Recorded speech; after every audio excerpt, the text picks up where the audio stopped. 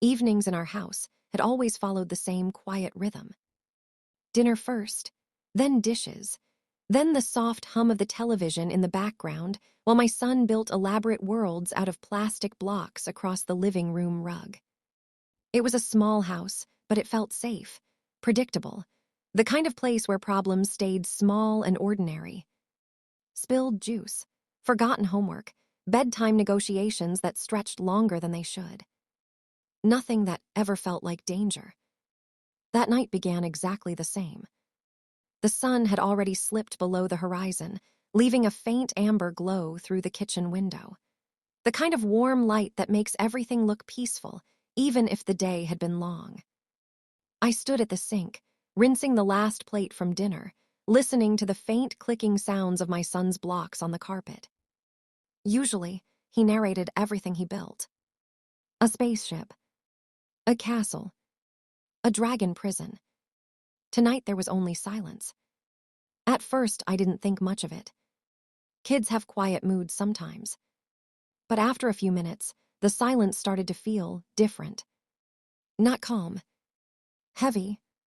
I dried my hands and glanced into the living room. My son, Ethan, sat cross-legged on the rug. His blocks were arranged in front of him, but he wasn't building anything. He was just staring at them. His shoulders were slightly hunched, like he was trying to make himself smaller. That was the first moment something inside me shifted. Parents learn their children's normal behavior the way sailors learn the rhythm of the ocean. You don't analyze every wave, but you always know when the water feels wrong. "Hey, buddy," I said lightly, stepping into the room. No response. He didn't even look up. I sat down beside him on the couch. "You building something big tonight?" A pause. Then he nodded slowly. But his hands didn't move. The blocks stayed exactly where they were. Something tightened in my chest. It wasn't dramatic. Just a quiet little alarm that began ringing somewhere deep inside my instincts. Ethan had always been expressive, loud with imagination, full of stories that spilled out faster than he could organize them. But tonight he looked careful, like every thought had to pass through some invisible filter before he allowed it to exist. I watched him for a moment. His fingers picked up a block, turned it over, set it back down. Then he glanced toward me, just for half a second, and quickly looked away. Kids glance at their parents all the time. But that glance was different. It wasn't curiosity. It was calculation. Like he was trying to measure my mood, trying to predict something. A new feeling settled into my stomach. Concern. "Long day at school?" I asked. Another small nod. Still no eye contact. "Anything fun happen?" Silence. His shoulders shifted slightly. The block in his hand rotated again between his fingers. It suddenly struck me how quiet the house had become. No TV. No music. Just the ticking clock on the kitchen wall and the faint rustle of plastic bricks. The silence started pressing against my ears.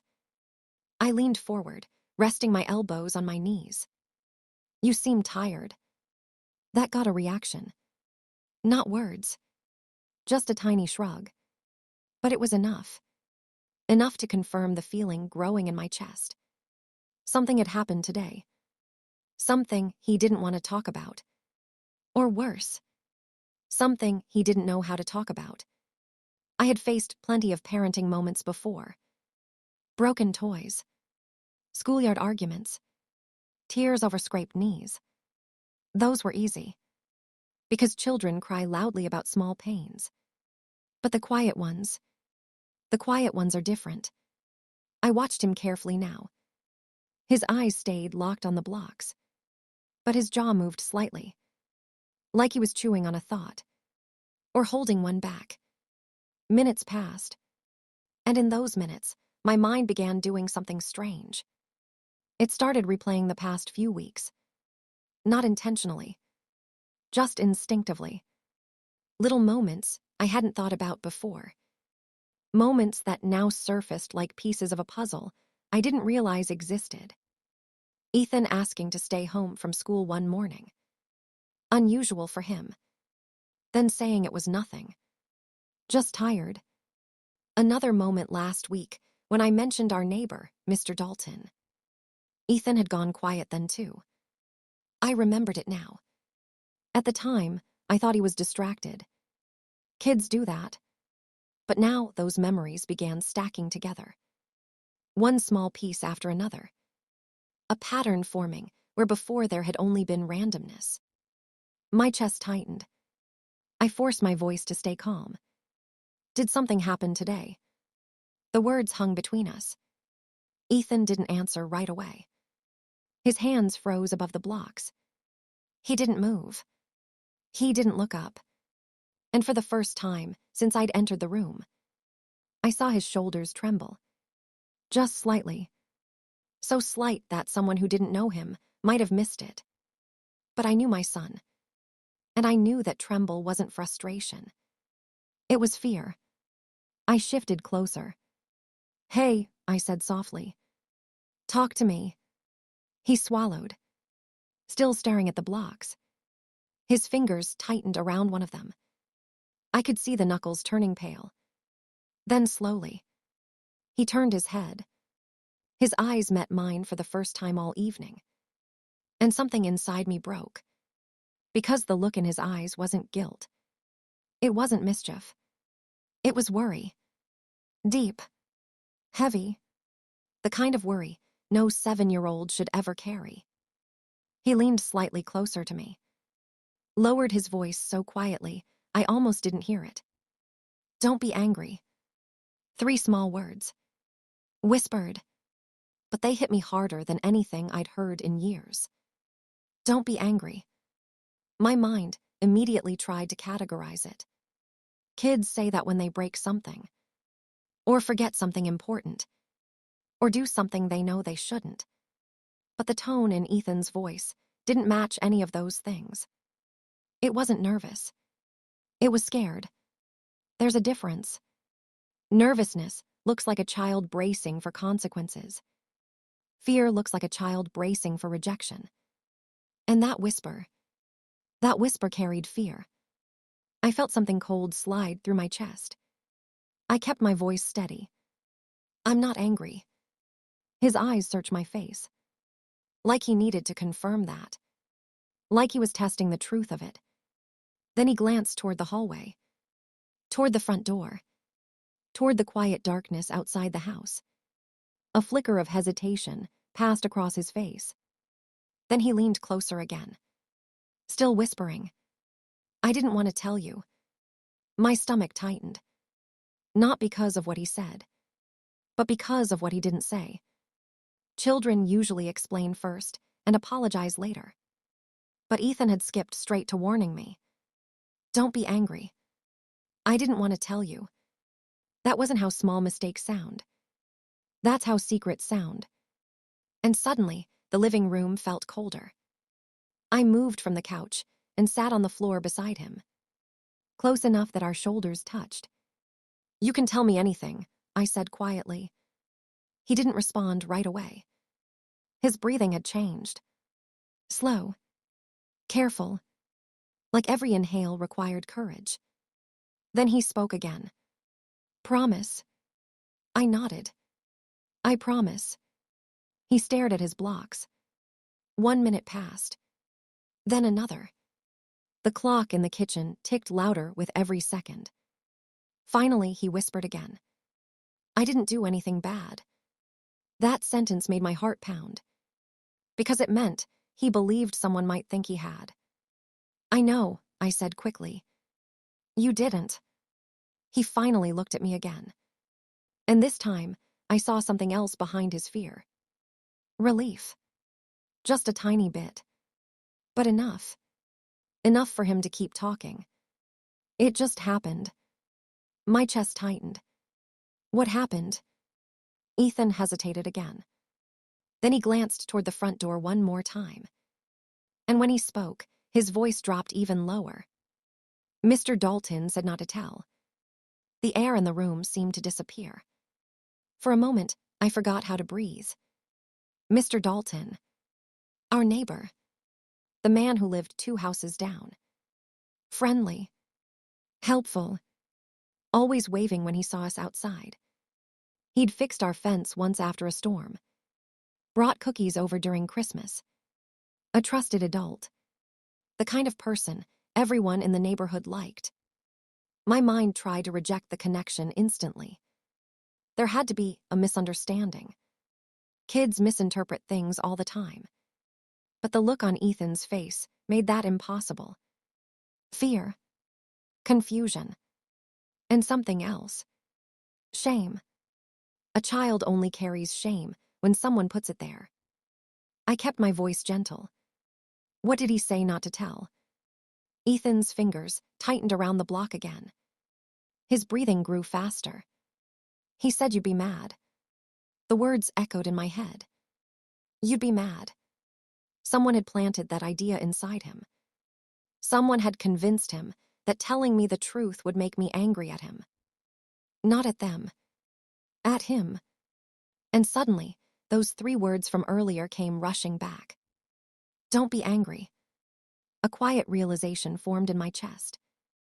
Ethan hadn't been afraid of punishment. He'd been afraid of losing my trust. I placed my hand gently on his shoulder. You did the right thing telling me. His head shook immediately. But he said, I know what he said. My voice stayed calm. But inside me, something had begun shifting. A slow rising heat. The kind that starts deep in your chest and spreads through your entire body. Not panic. Not yet. Something colder. Something sharper. Instinct. Ethan swallowed. Then finally the words came out. He said it was a game. My heart stopped. What kind of game? Ethan's eyes filled with tears. But he didn't cry. He just looked at me. And in that moment, I understood something terrible. The whisper that began the evening wasn't about breaking a rule. It was about breaking silence. And Ethan hadn't been worried about my anger. He had been worried about whether I would believe him. I pulled him gently into my arms. He leaned against me immediately. Small, fragile, trusting. And as I held him, one thought echoed louder than anything else in my mind. Someone had taken advantage of my child's trust. Someone he had been told to respect. Someone who believed silence would protect them. They were wrong. Because in that quiet living room, with my son trembling in my arms, I made a silent promise.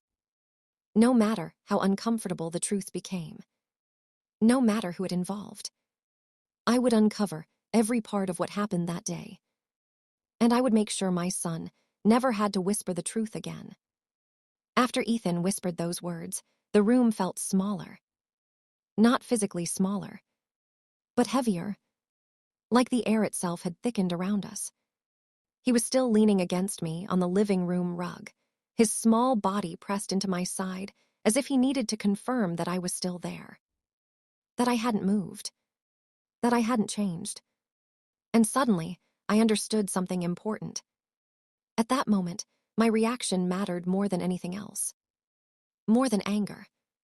More than answers. If I reacted the wrong way, even slightly, I could lose the only thing protecting him right now. His trust. So I slowed everything down. My breathing. My voice. Even my thoughts. Hey, I said gently. You're safe right now. He nodded, but his fingers were still gripping the plastic block, so tightly his knuckles were pale. I carefully loosened his hand and set the block on the carpet. Let's just talk, I said. No one's in trouble for telling the truth. He glanced up at me, still searching my face, still measuring my reaction. Children are extraordinary observers. They can read emotion faster than adults realize. And right now, Ethan was studying every detail of my expression like it was a test. I kept my voice soft. What kind of game did he say it was? Ethan swallowed, then stared down at the rug again. He said it was a secret game. The word secret landed heavily between us. Secrets are powerful tools in the hands of the wrong people, especially when those secrets are placed on the shoulders of a child. What did he say about the secret? I asked. Ethan hesitated. He said if I told anyone, I'd get in trouble. My chest tightened. Did he say what kind of trouble? Ethan shook his head slowly. He just said grown-ups get mad about stuff like that. There it was again. The seed someone had planted. Not that the adult would get in trouble. That the child would. That's how manipulation works. Shift the fear away from the person doing harm. Place it on the person being harmed. Make silence feel safer than honesty. I forced my voice to stay steady. What happened when you were with him today? Ethan took a deep breath. He asked if I wanted to see something cool. A flash of memory passed through my mind. Mr. Dalton, standing in his driveway. Waving. Friendly. Harmless. Or at least that's what we thought.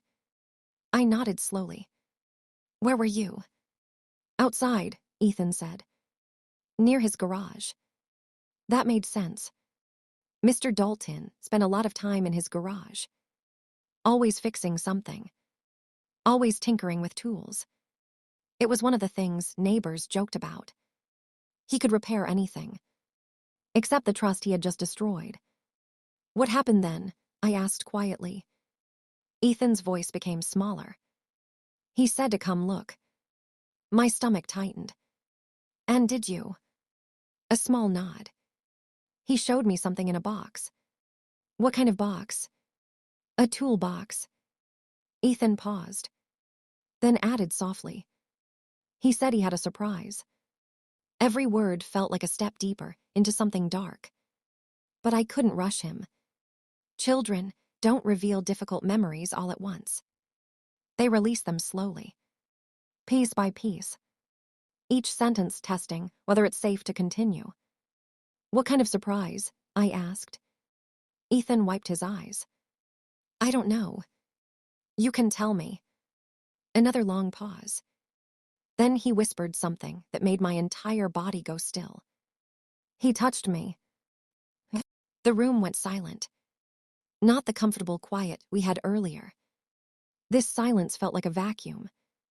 Like the world had suddenly lost oxygen. I didn't move. Didn't speak. Because the moment I reacted too strongly, Ethan might think he had done something wrong. Instead, I placed my hand gently on his shoulder. Where did he touch you? Ethan pointed weakly toward his chest. Here. Then his stomach. Then here. Each word felt like a knife, sliding slowly into my chest. Not just because of what happened, but because I had trusted the man who did it. I had waved to him, talked to him, allowed him near my child. The realization hit like a wave of guilt, so strong it almost knocked the air out of me. But guilt couldn't help Ethan right now. Protection could. I forced myself to focus. What did you do? Ethan shrugged helplessly. I didn't know what to do. That sentence hurt more than anything else. Because it meant he had been alone with the situation. Alone with confusion. Alone with fear. Children shouldn't have to figure out those moments by themselves. I pulled him gently into a hug again. You didn't do anything wrong, I whispered. Immediately. Without hesitation. You did exactly the right thing telling me. He held onto my shirt tightly. He said you'd hate me. The words landed heavily. Someone had tried to weaponize our relationship. To convince my son that my love was conditional. That if he told the truth, he would lose me. I felt anger begin rising inside my chest. But it wasn't the explosive kind. It was cold. Focused. Sharp. The kind that fuels action. Not chaos. I could never hate you, I said firmly. Nothing you tell me will ever change that. Ethan's breathing slowed slightly. Some of the tension left his shoulders, but the fear hadn't completely disappeared. And I knew why. Because the truth wasn't finished yet. Did anyone else see? I asked gently. He shook his head. No. Did he say anything else? Ethan nodded slowly.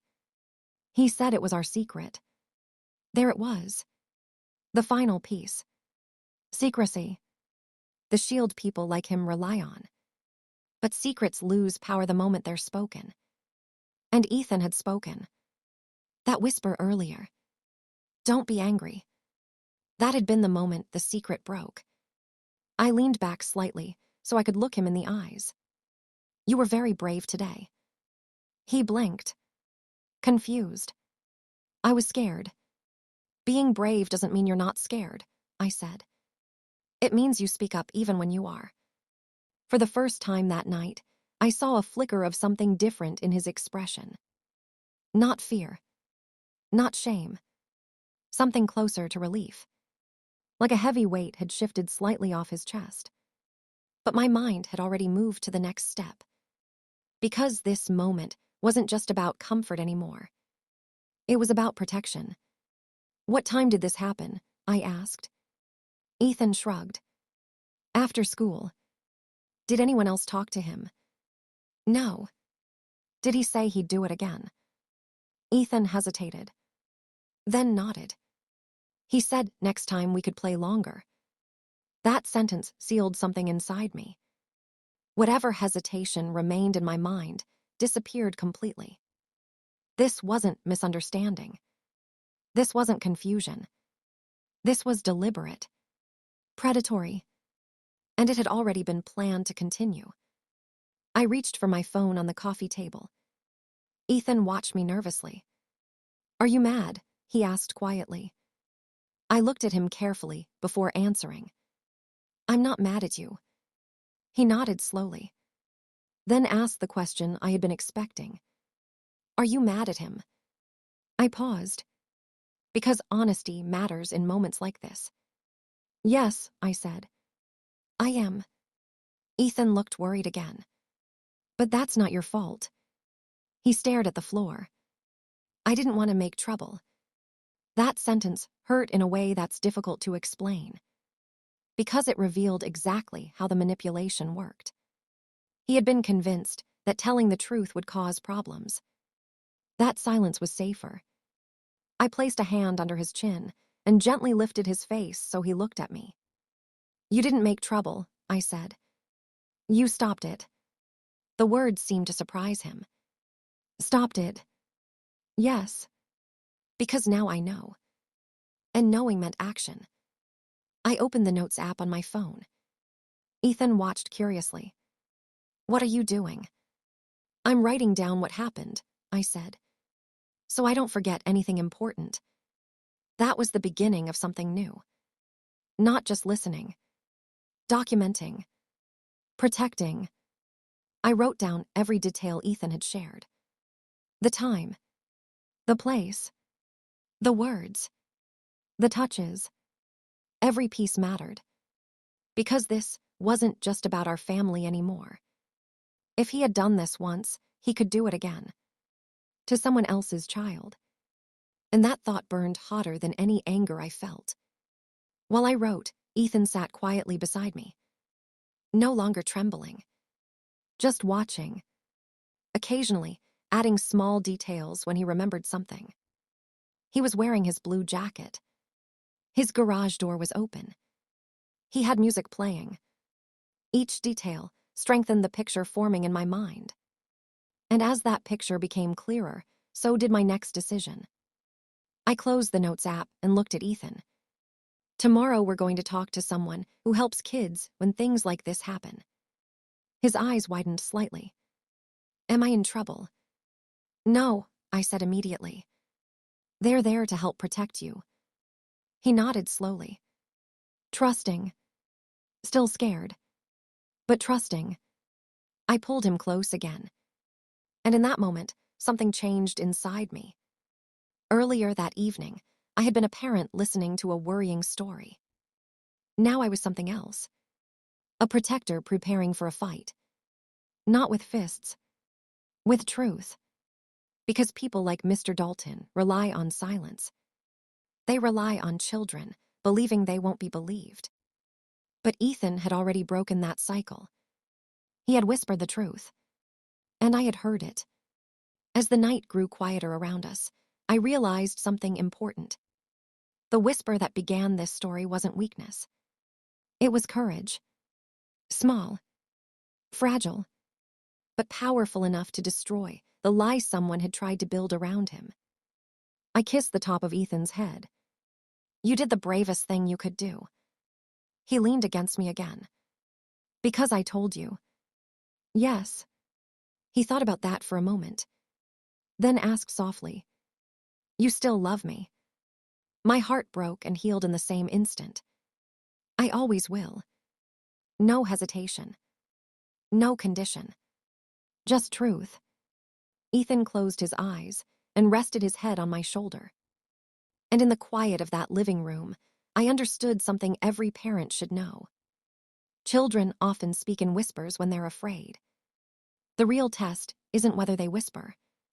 It's whether we listen.